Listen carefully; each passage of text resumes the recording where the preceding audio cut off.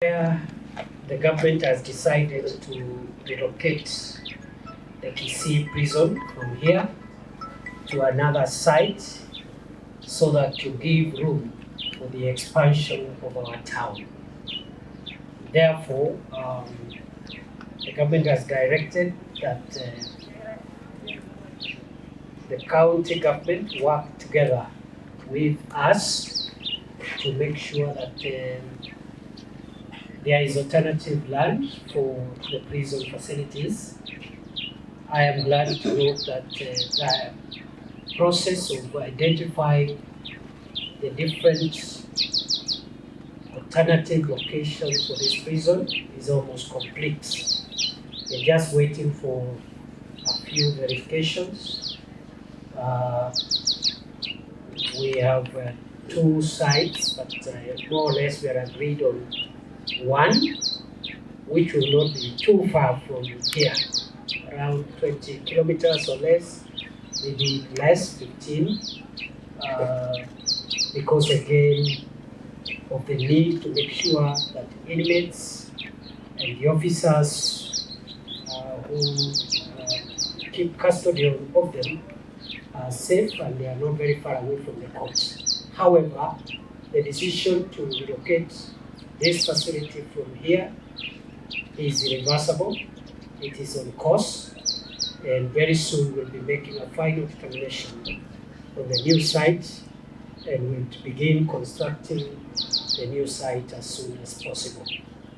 So we came here this morning with my colleagues who are members of the Kisii County Security and Intelligence Committee, which are the security heads of the various security agencies here in Kisii, just to find out where the process is, and I'm satisfied with the progress made so far. Other than that, we have used this occasion also to review the situation of security in this county.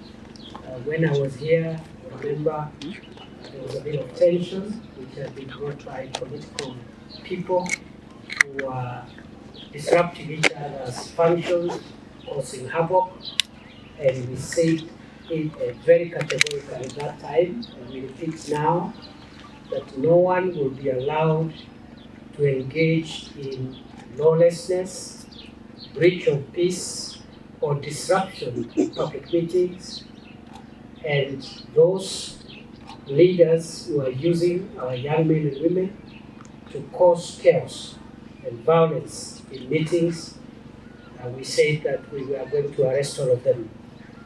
I am happy to report that we've progressed very well with the investigations, and we expect to be making arrests in the coming days of all those who have been organizing, financing, and orchestrating violence here, so that it can serve as a deterrent and nobody repeats that kind of behavior again.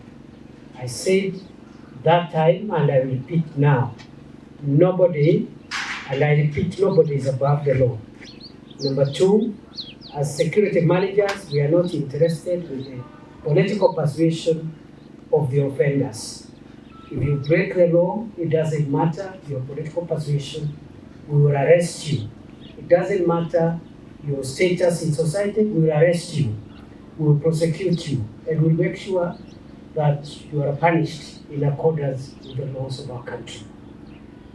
The culture of intolerance, violence, and goonism is a matter that is worrying us as security people, not just here in Kisii, in other parts of the country as well.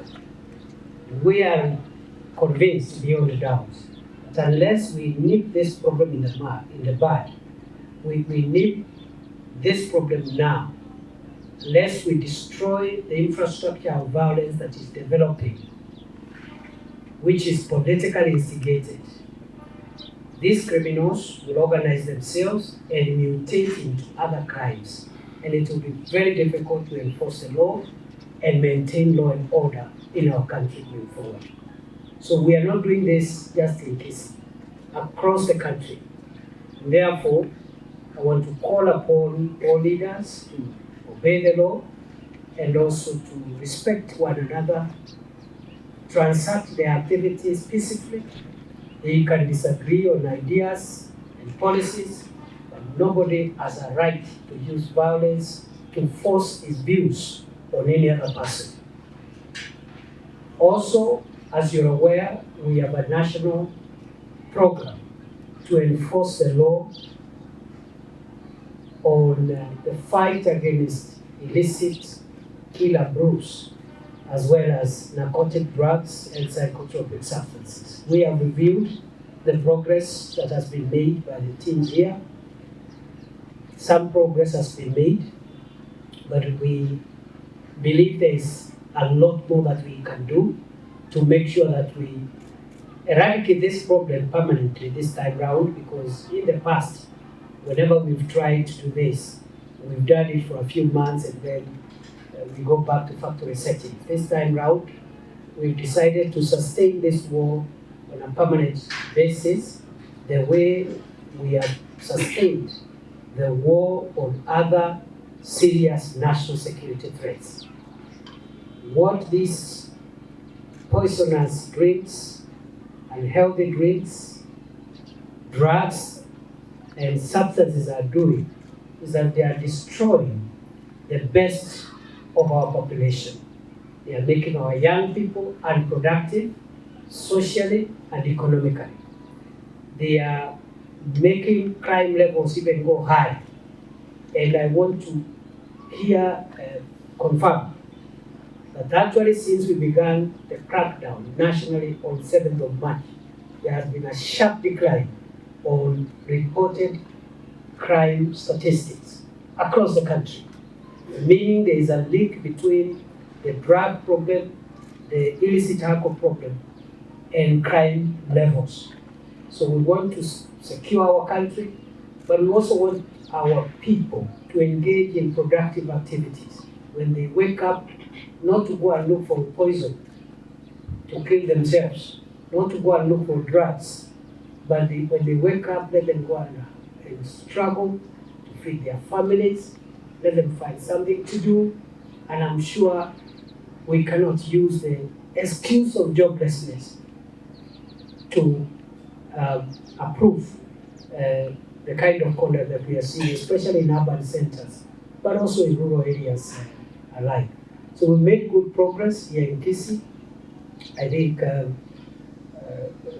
about 95 suspects have been arrested and arraigned in court.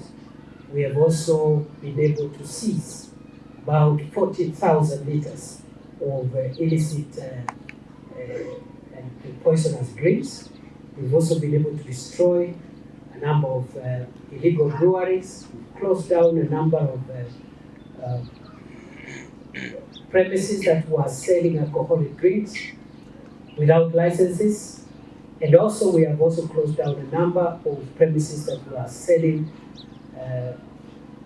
alcoholic drinks with licenses, but operating within the prohibited proximity to learning institutions and other guidelines under national law. So that campaign is going on, and we've discussed how to upscale that war in the coming weeks. We'll be coming to check on it again in a very short period of time. Nationally, I think the program has done well, the enforcement program nationally.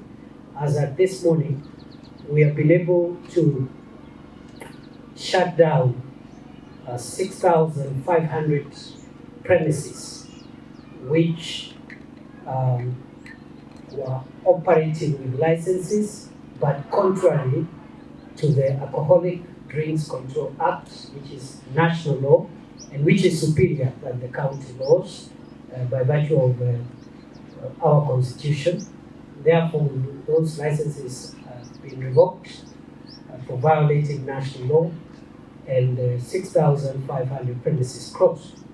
We have also shut down 12,150 premises across the country which were operating without licenses from any authority.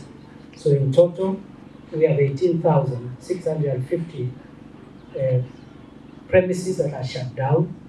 We have also shut down, as of this morning, 14 distilleries which are operating illegally in various parts of the country. and we have also destroyed the infrastructure of those breweries to ensure that we destroy the production capability of manufacturing poisonous substances to the people of Kenya. So that is where we are. We have also closed quite a number of agrovets and chemists, some of which were operating outside the law, and we are working very closely with the Pharmacy and Poisons Board, which is the regulator of that industry. We are also working with the veterinary department because we've had to close a number of agrovet stores which were operating without licenses, and some of them were being used to sell animal drugs or veterinary drugs, which some of them are being used to concoct hard drugs, mix them with other substances to generate some of the drugs that our children and our young people are using to destroy their lives. So that war is on course. So this morning I'm happy to come to this facility. As I said, we are relocating it. There is a bit of progress. It's a bit of progress in terms of that work, and we will see then what happens. This institution, how it can be used between the county governments and the national government to put up infrastructure which is more appropriate to be in the middle of town where this facility is now. We even have a project, I think, behind this block. We are also going to complete it because it will be used one way or the other by either the county governments or the national government to accommodate public officials and other members of the Kenyan society